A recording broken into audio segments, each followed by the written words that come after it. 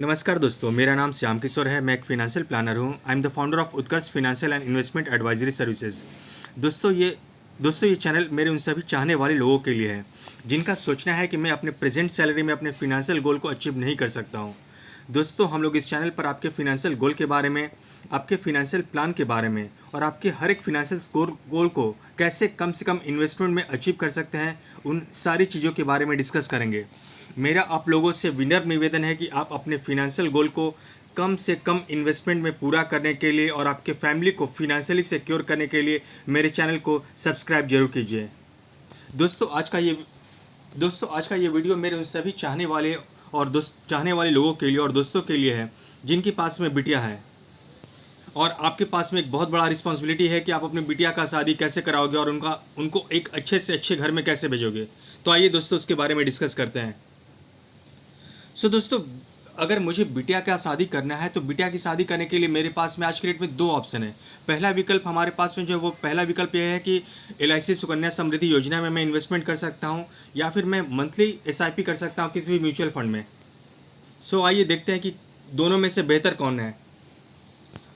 दोस्तों, एक middle class family के लिए अगर मुझ डॉटर का अगर शादी करना है तो ऑन एन एवरेज आप बोल सकते हो कि एक डॉटर की शादी करने के लिए जो मिनिमम जो खर्च है वो 10 लाख रुपए का खर्च है। आपकी बिटिया का एज 1 साल है, ठीक है। और दोस्तों, भारत में महंगाई का जो दर है वो 7 to 8% पर annum का है। दोस्तों, आप जो 10 लाख रुपए खर्च कर रहे हो उस 10 लाख रुपए का कीमत 23 साल बाद 47,40,000 होगा।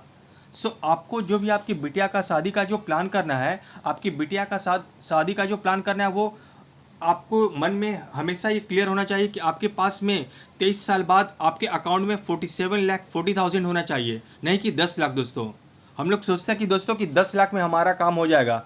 दोस्तों, ये जो 10 लाख है उस 10 लाख का कीमत बढ़ करके 47,40,000 हो जाएगा।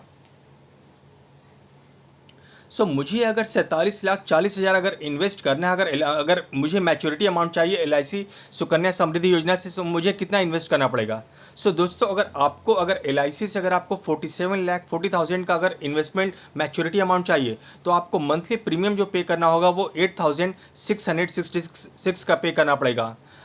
आपको जो प्रीमियम पे करना पड़ेगा 14 साल के लिए पे करना पड़ेगा। आपको पैसा जो मिलेगा वो 21 साल बाद आपको मैच्योरिटी अमाउंट मिलेगा और आपको 21 साल बाद 47,36,000 का आपको अमाउंट मिलेगा। और आप टोटल इन्वेस्टमेंट जो कर रहे हो दोस्तों वो 14,56,000 का इन्वेस्टमेंट कर रहे हो।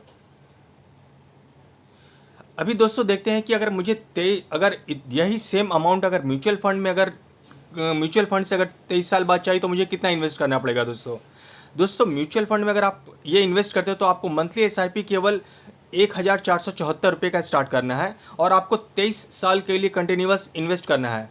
रेट ऑफ रिटर्न दोस्तों, अगर 23 साल का अगर आप एवरेज म्यूचुअल फंड का अगर आप रिटर्न देखोगे तो आपको 15% का आपका एवरेज रेट ऑफ रिटर्न है। मैच्योरिटी अमाउंट आपको जो दोस्तों मिलेगा वो मिलेगा 47,40,530। टोटल इन्वेस्टमेंट आप कितना कर रहे हो दोस्तों? टोटल इन्वेस्टमेंट आप जो कर रहे हो वो 4,07,374 का कर रहे हो, 76 का कर रहे हो दोस्तों। दोस्तों, आपका पैसा 23 साल में 11 गुना हो जा रहा है दोस्तों। नॉट 11 गुना, इनफैक्ट 12 गुना हो जा रहा है दोस्तों। अगर आप 4 को अगर 12 से मल्टीप्लाई करते हो दोस्तों तो वो 48 लैक्स होता है दोस्तों। आप क्या कर रहे हो दोस्तों? आप 23 साल में आप अपने पैसे को 12 गुना कर रहे हो।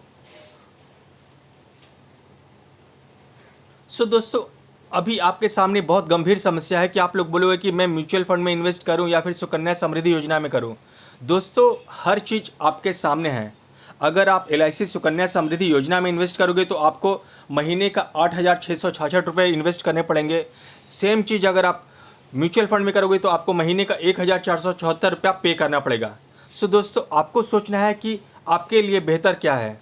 अगर आप मेरे से पूछोगे, अगर मेरे से आप पूछोगे कि मैं कहाँ पे इन्वेस्ट करूँगा तो मैं ऑब्वियसली म्यूचुअल फंड में इन्वेस्ट करूँगा।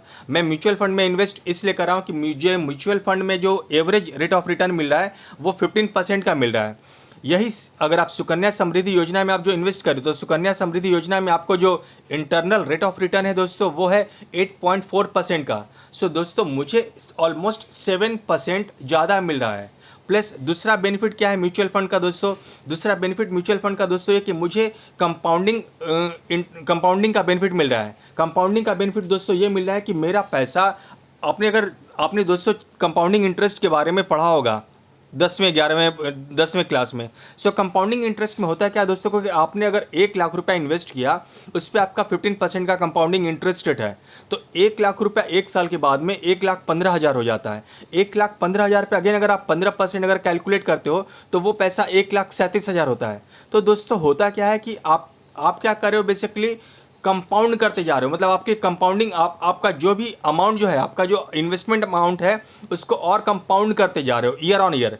तो ये आपको कंपाउंडिंग का बेनिफिट मिल रहा है दोस्तों। आपको एक थंब रूल मैं बताता हूँ दोस्तों, अगर आप 15% के रेट से अगर आप अपना पैसा अगर कंपाउंड करते हो दोस्तों, तो आपका पैसा 1 रुपया 5 साल के बाद में 2 रुपया हो जाता है, 10 साल के बाद में वो 4 रुपया हो जाता है, 15 साल के बाद में दोस्तों वो पैसा 8 रुपया हो जाता है, और 20 साल के बाद में दोस्तों वो पैसा 16 रुपया हो जाता है।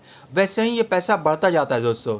तो यहाँ भी वो सेम चीज़ हो रहा है दोस्तों। तो आपने वो जो 4 लाख रुपए जो इन्वेस्ट किए थे, वो बेसिकली आपको कंपाउंडिंग का बेनिफिट मिल रहा है, और कंपाउंडिंग के बेनिफिट मिलने की वजह से वो 4 लाख रुपये का इन्वेस्टमेंट आपको 47 लाख रुपीज़ का मैच्योरिटी अमाउंट दे रहा है। धन्यवाद दोस्तों अगर आपको मेरा ये वीडियो पसंद आया तो प्लीज़ मेरे वीडियो को लाइक कीजिए, मेरे वीडियो को अपने दोस्तों के साथ में शेयर कीजिए, और मेरे चैनल को सब्सक्राइब करना मत भूलिए। धन्यवाद दोस्तों।